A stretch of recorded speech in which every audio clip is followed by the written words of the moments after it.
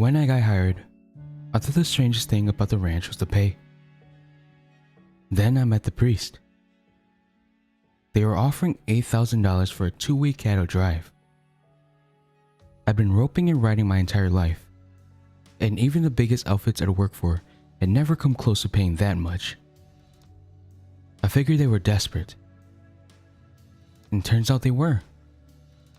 I still remember walking up to the foreman for the first time. As I approached, he leaned against a weathered fence, watching riders break in some fresh horses. He turned to face me. He was a large man with a thick beard and weathered features. You lost, son? His deep, dry voice said. I shook my head. No, sir.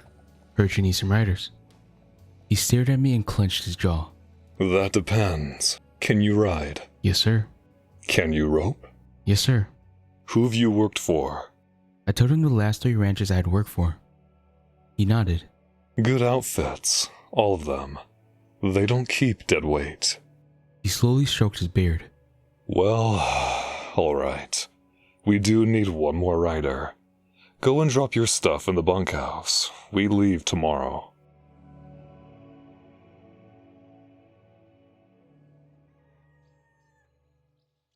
The next day, everyone in the bunkhouse was up and ready to go an hour before the sun rose. There were 6 of us. 4 ranch hands, another hired cowboy, and me. The foreman Mike entered the bunkhouse and brought us together. Alright, listen up. We're going up the pass. Should be there tomorrow night. Some of you know what that means. Those who don't just know it ain't your business. We're paying you to work, not ask questions. Our eyes locked for a moment as he said this. Go settle up. He said with authority. We did just that. An hour later, the sun was beginning to peak over the distant mountains, and we stood waiting with our horses. Mike walked by and I took a moment to ask a question. Hey, Mike. I thought we were pushing cattle. Where's the herd? I said as I matched his walk. He stopped and pointed with a nod to the far corral. I looked and saw 2 lone cows standing in the pen. Looking back to Mike, I said, That's it? 2 cows? You need 6 cowboys to push 2 cows. He got real close to my face and stared me in the eyes for a moment before saying, Ain't your place to ask questions. Got it? I swallowed, lowered my eyes to the ground, and nodded. Yeah, I got it. The 7 of us stood around as the sun rose. We were waiting for someone, but I didn't know who. Moments later, a lone figure approached us from behind the bunkhouse. It was a young man, probably no older than me. He was cleanly shaven and manicured, dressed in a dark all-black suit with the white square of a clerical collar standing out against his neck.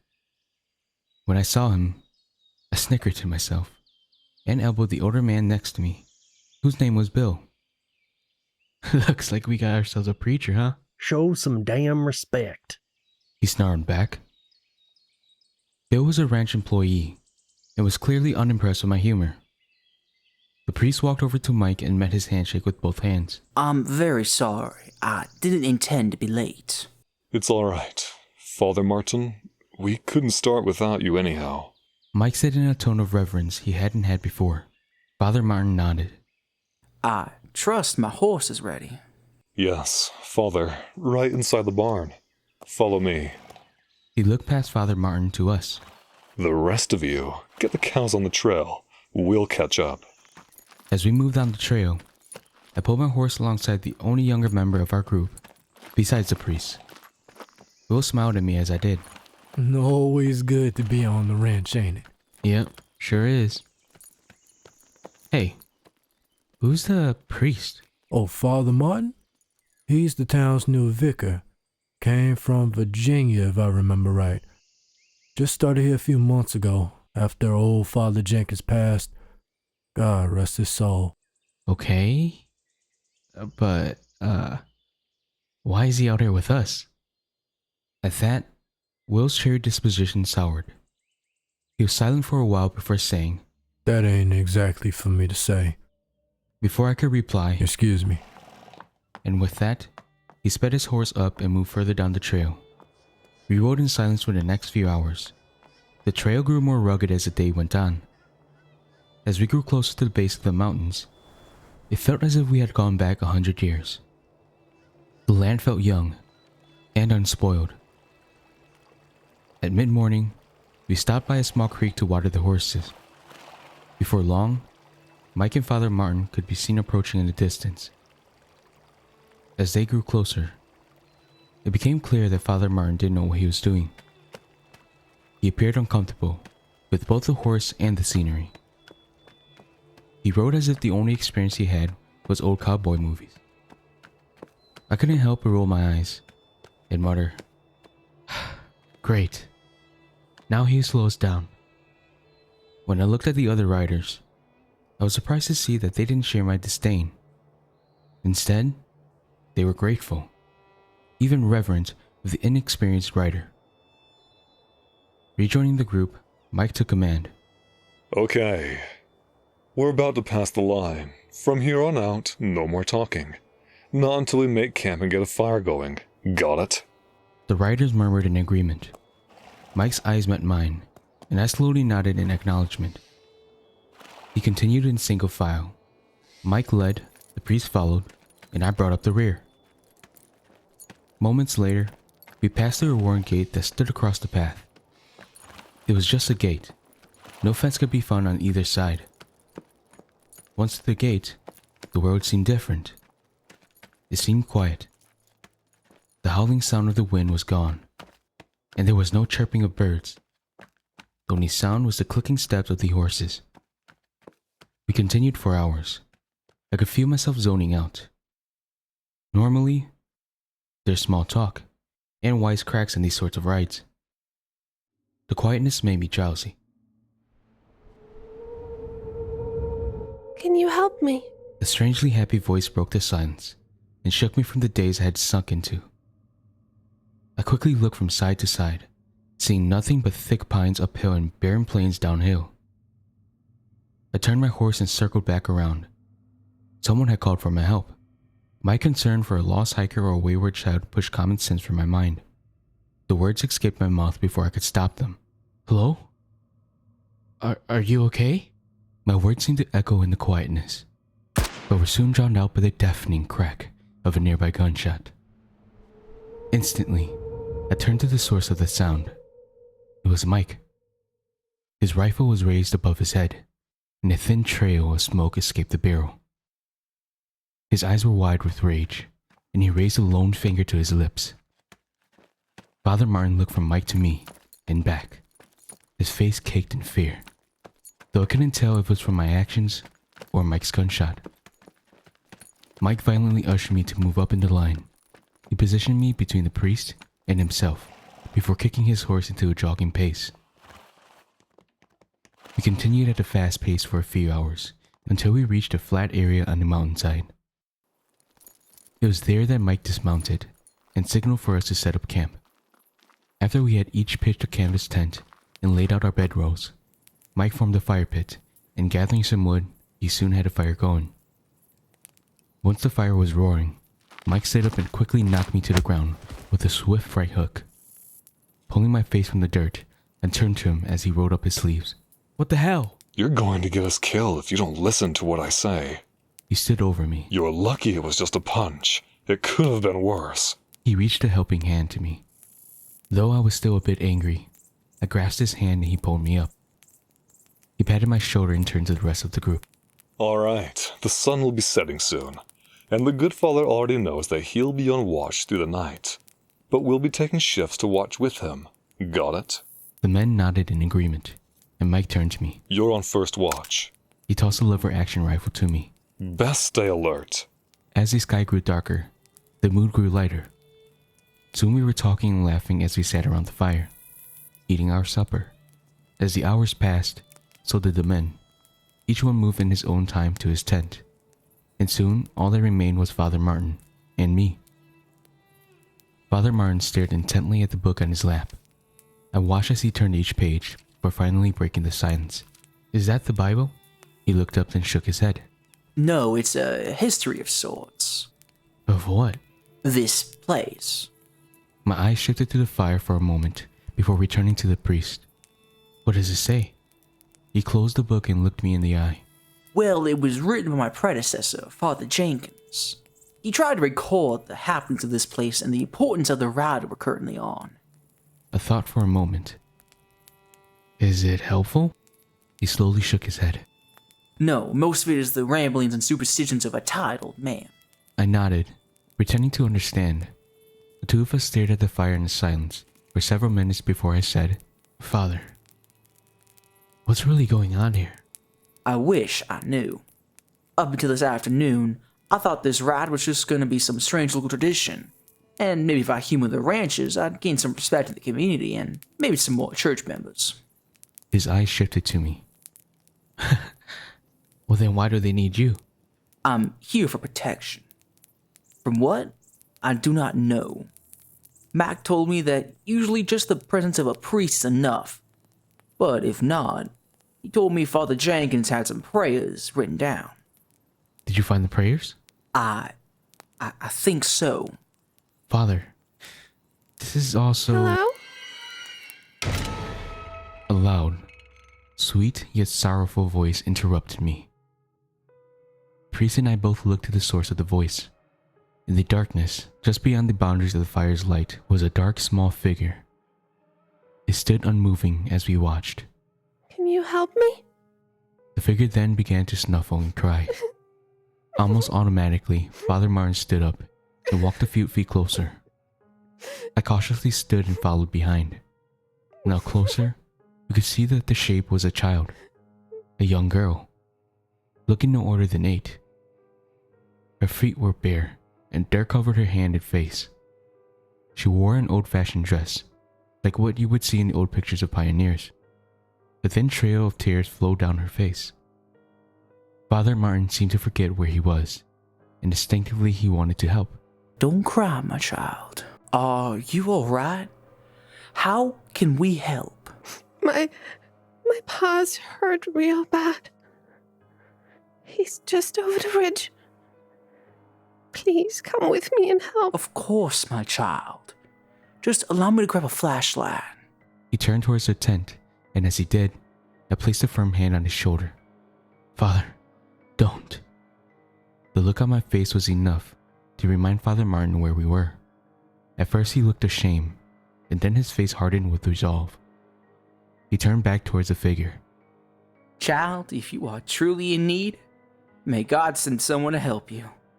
But I cannot leave this fire, He said in a shaking voice. Growing shadows hid the child's face from our view. It stood there staring at us before finally blankly saying, You won't help me? Father Martin slowly put his hand into his pocket and removed a small wooden cross that he now held by his side. He shook his head. I will not. What kind of priest won't help a child in need?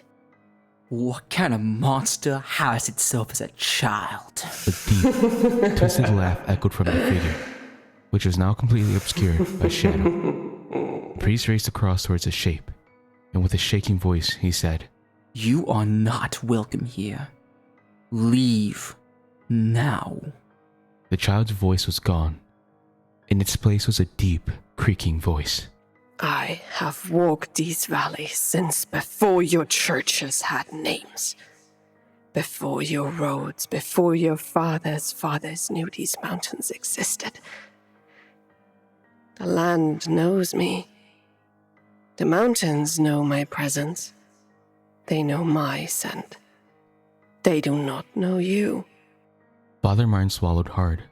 His eyes never left the thing in front of us. That may be true, but we are here now. His hand tightened around the crucifix. So be gone. The shape came closer, stopping just short of the reach of firelight. There it stood, seeming so much taller, and though it was closer to the light, it was darker than night. The flame will not protect you forever. When it fails, I will find you. Father Martin began frantically muttering Hail Marys under his breath. Hail Mary, full of grace, the Lord is with thee. Blessed art thou amongst women, and blessed is The the fruit of moments thy that womb. followed felt like an Jesus, eternity. Holy Mary, But the soon Mother of figure God, said, pray for us See you sinners, soon, now and at the hour of priest. our death. Then it stepped back into the shadows and was gone. The woods fell silent. Then, somewhere beyond the trees, a child laughed. The rest of the night we had no more visitors, though in the distance we could see shadowy shapes passing in the dark. In the morning, we shared everything with Mike. He nodded soberly and told us. We just need to get these cows to the summit. As the fire went out, we returned to the silence and packed camp. And soon, we were back on the trail upward. The terrain grew more difficult, and the going was slow as the horses struggled over loose rock and steep grades. It wasn't even midday when it happened. Father Martin's horse went into a panic when its feet slipped slightly. The inexperienced priest tried his best to hold on, but the startled horse threw its rider. Father Martin flew from the mount and landed hard on the rocky ground. His head landed first, then the rest of him. A loud snap was heard. Mike and I were the first to reach him. His head was bent back far enough to touch his back. He was dead. Fear and sadness filled Mike's face. A low Damn it. escaped his lips before he covered his mouth. Realizing what he had done, breaking his own rule, he said, Screw it. We've got no choice.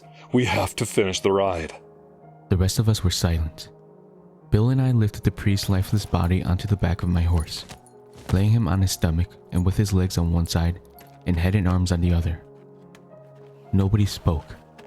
The only sound was Father Martin's horse snorting as it paced back in circles. Mike finally removed the crucifix from the priest's pocket and slipped it into his own pocket. We continued. The sun was beginning to set as we reached the summit. We pitched our tents and set a fire.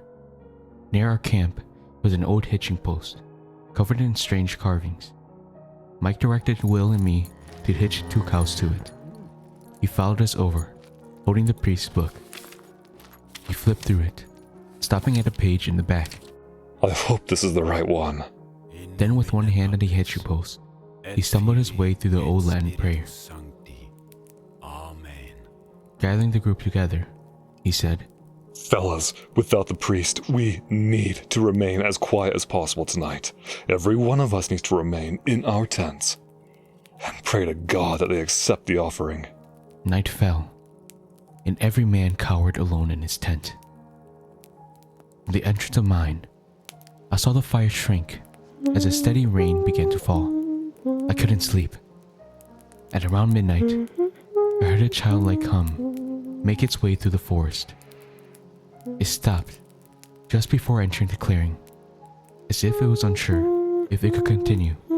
The fire grew weaker. The hum grew closer. Peeking out of the flaps of my tent, I saw the same little girl that I did the night before. She walked through the camp, humming to herself. Where did the priest go? She said mockingly to herself. She stopped by the horse, carrying Father Martin's corpse. Oh, She laughed to herself. there he is. She snapped one of his fingers from his hand, as if it were nothing, and began chewing on it like a carrot. Is anyone home? She joked to herself as she grew closer to the tents. She walked in front of every tent, making her way around the circle. I gasped loudly as she stopped right in front of mine. Is anyone home? Came a far too cheerful voice. Hello? Is anyone in there? I held my breath. May I come in? Okay. I'm coming in. With that, a small but powerful hand split apart the tent flaps and grabbed me by the collar, throwing me out of the tent and across the camp until my arm and side collided with a large pine. Falling to the ground, I screamed out in pain as a snap of bones came from my left arm. The little girl was walking towards me. Are you okay? Do you need help? A wide smile split her face as she drew closer. Just before she reached me, a loud crack echoed in the night, followed instantly by a loud inhuman scream coming from the girl. She whirled around to see Mike. standing at the entrance of his tent, his smoking lever action pointed right at her. That's far enough. Mike's strong voice said. You ain't welcome here. Now leave. The child chuckled and walked towards him. Mike fired. It had no effect. He fired again. Still nothing. The girl grabbed the barrel of the gun, yanking it from its hands. She then used it like a bat, swinging the stock of the rifle violently in Mike's head. After 3 hits, his body fell to the ground. She grabbed a leg and quickly dragged him off into the night. As she disappeared, vaguely human shapes sprang from the woods and tore the tents and men to shreds. I heard my friends scream and beg for their lives, but the creature didn't care. It was a feeding frenzy. The dark shapes grabbed what flesh they could, fighting amongst themselves for the scraps. As they were distracted by the remains of my crew, I slowly crawled my way to the nearest horse, the one carrying Father Martin. The horse neighed slightly as I mounted it, and I winced in pain. They noticed that. I sped down the trail, but they followed. I raced down the trail, the horse and I moving in tandem, both driven by fear and a desire to live. The things followed us. Dozens of inhuman screams, mixed with human pleas for us to stop and help them fill the air. As we left the mountains and entered the plains, the horse began to tire. Father Martin was weighing us down. I twisted around in the saddle and cut the ropes that secured the holy man. He rode unceremoniously off and plopped onto the ground. The herd behind us devoured the body like a pack of ravenous wolves. The sun was rising when the ranch came into view. I kept going, riding into the nearest town. I ditched the horse for a rental car, and now I'm riding this from my hotel room just outside of Bozeman. My flight leaves in 3 hours. I don't know if I can make it to the airport. Scared to leave the room. For the last hour, it's been knocking at the door, and the voice of Father Martin keeps repeating. Hello?